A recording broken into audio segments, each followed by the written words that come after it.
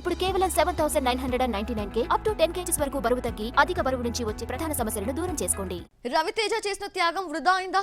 సంక్రాంతి బరిలో ఉన్న 4 సినిమాల కోసం రవితేజ ఈగల్ తప్పుకుంది. సంక్రాంతి సినిమాలన్నింటికి ఎక్కువ థియేటర్స్ దొరికేటట్టు చేసినా ఈగల్ కి ఉపయోగం లేదా? మరోసారి పోటీని ఫేస్ చేయాల్సి వస్తుందా? Have a look. అయితే అయ్యింది. సంక్రాంతికే ఈగిల్ వస్తే బాగుండేదని మాస్ రాజా ఫ్యాన్స్ ఫీల్ అవుతున్నారు. సోలోగా వస్తుందని పెద్దలిచ్చిన హామీ అటకెక్కింది. మరో 3 సినిమాలు రావడంతో ఈగిల్ సోలో రిలీజ్ కు బ్రేకులు పడ్డాయి.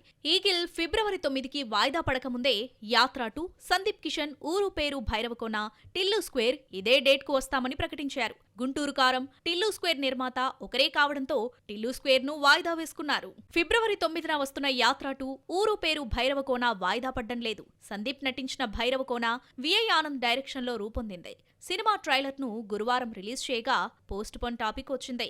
వాయిదా వేసుకోవాలంటూ మమ్మల్ని ఎవరూ అడగలేదన్నారు నిర్మాత.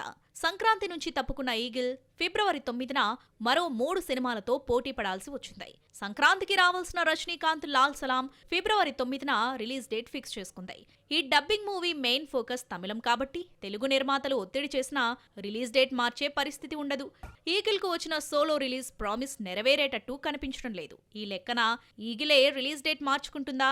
ఏదైతే అదవుతుందంటూ ఫిబ్రవరి 9నే పొలిటికల్ మూవీ యాత్ర 2, సస్పెన్స్ థ్రిల్లర్ ఊరు పేరు భైరవకోన, యాక్షన్ మూవీ లాల్ సలాంతో ఈగిల్ కూడా బరిలోకి దిగుతుందేమో చూడాలి మరి.